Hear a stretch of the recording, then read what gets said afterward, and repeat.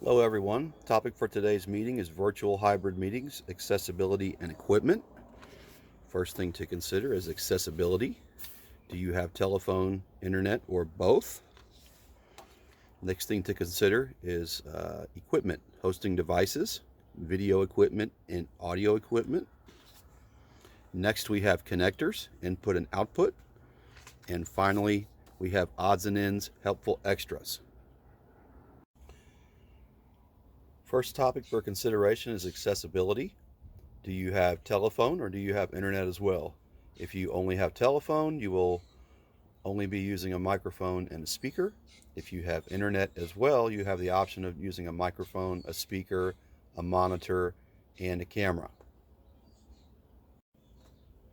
Depending on your accessibility, decide how you are going to attend the meeting or how you are going to host the meeting, and that will dictate which equipment you use. If you have phone only, you will be attending by phone. If you have internet access, you will also have the opportunity to use a laptop or a PC and a tablet. If you choose to attend via phone only, you will only have an audio experience, and there is some equipment that can make that experience better. And first, we think about a normal set of headphones that we use to listen to music. Something to be mindful of when we talk about a headphone jack is you can see that there are 4 sections on one of these and there are 3 on the other. So the one that has 4 sections has a left and a right stereo sound. The third section is for power, and the fourth section is for audio out.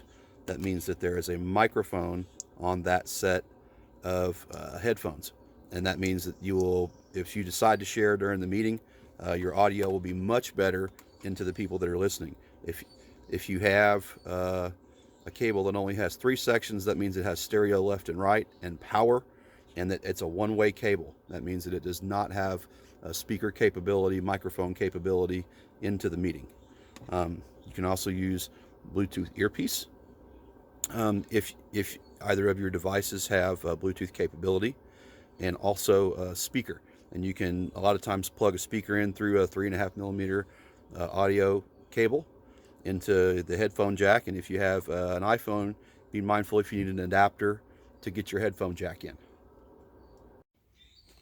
First piece of equipment to consider if you are going to use a laptop or a PC is going to be a microphone, and your situation is going to dictate the type of microphone that you need. Number one rule of streaming is that you're streaming a digital signal.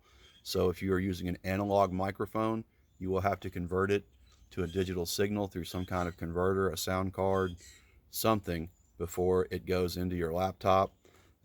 Most microphones, gaming microphones, things like that, are already USB, so they're sending a digital signal. First thing to consider when choosing a microphone is what kind of space you're going to be in for your meeting and how many people are in the meeting.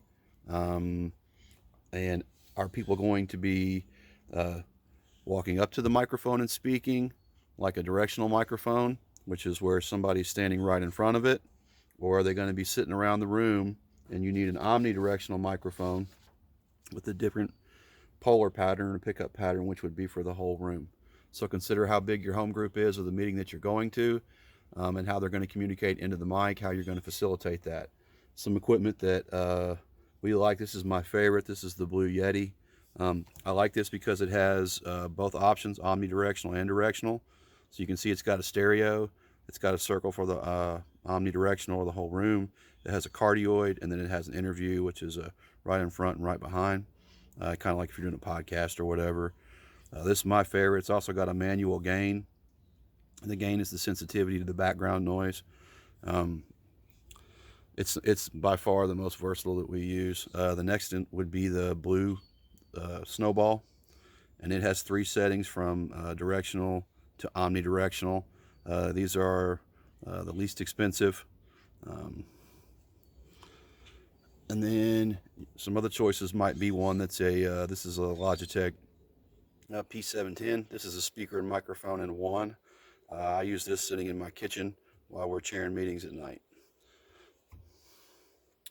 Another thing to consider is the inputs that are on your laptop or your PC. Almost everything's going to be USB. Every now and then you come across something that is a USB-C, or a 3.5mm plug-in. Just be mindful if you're using your laptop and it's 3.5mm to plug it into the headphone jack. Next piece of equipment for consideration is your speaker. Laptops, PCs generally have a speaker on them, but if you want a louder one for the entire room, for more people in the room to be able to hear, then you need to decide how big the speaker needs to be, and you need to decide what input you're going to use to get from your hosting device to the actual speaker itself. You can use Bluetooth, or you can use USB, or you can use 3.5, the headphone jack plug. The piece of equipment that you buy will determine what your input is, and just check on your host device and make sure that it's compatible with the speaker that you buy. This is a Sony, I think this is an XB32. I got this used or refurbished on eBay.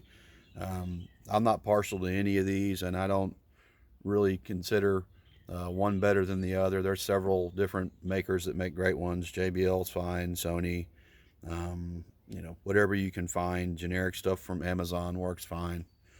Just make sure that your input is compatible with your host device. That's the most important thing.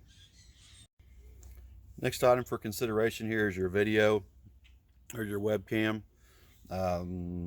Most laptops, well, not all, but a lot of them already have a camera on them. You can choose to use those, or if you want a nicer one, you can get a nicer one.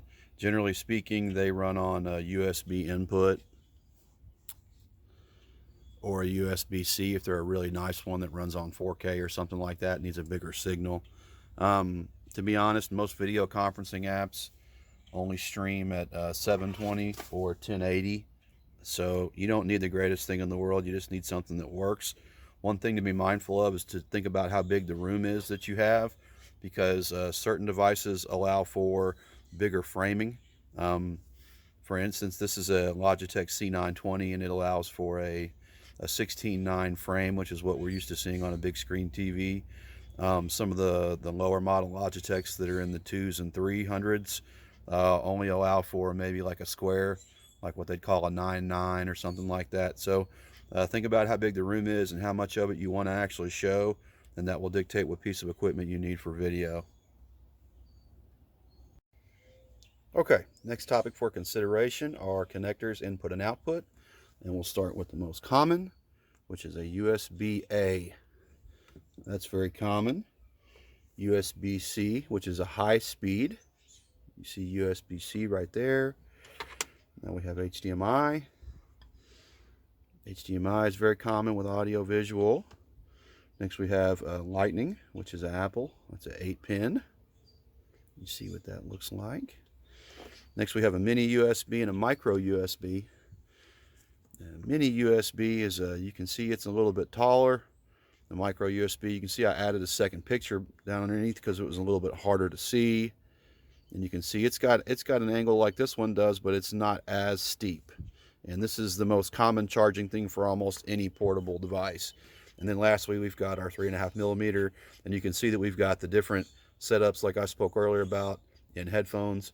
Is you can see the four pole and the 3 pole. So the 3 pole is just left, right, and power, and then the 4 pole means that you actually have a speaker on your headphones you can talk to as well. That would be the audio out.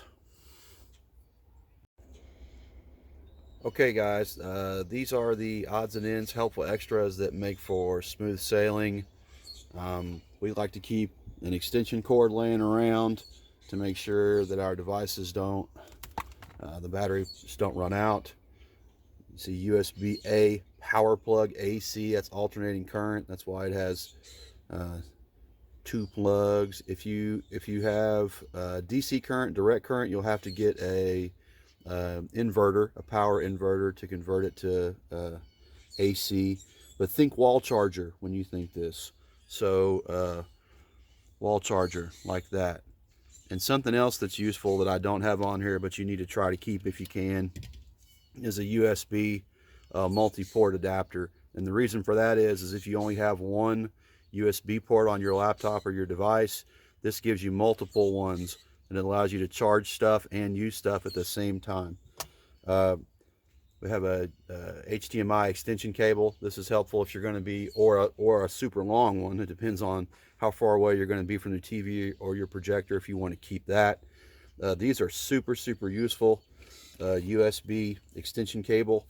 And you see that we have male to female. I think we all know how male and female work. Yeah, you keep that way so that you can plug the end of your device, like your camera or your speaker, and you can be really far away from it in the room, to your host device. You can see that I also have a 3.5 millimeter cable extension. This big jumble of crap right here is a 50-foot extension, so we can put our speakers really far away from wherever the host device is sitting, cover a very large room. Something else that I have here that I don't have on the thing, and this is a USB-C to USB adapter. This is real handy for Apple or Droid devices that use USB C as their main port in and out, like cell phones or tablets. Something else that I don't have on there. This is a analog signal converter to digital. I talked about this a little bit earlier. If you have a little microphone like a lavalier microphone, or a speaker, and your headphone jack is being used for something else, you can plug this into your USB, and now all of a sudden you've got another way to get your speaker in. If your speaker doesn't have Bluetooth and the only way that it goes in, or your microphone, you can see it can work for a microphone or headphones.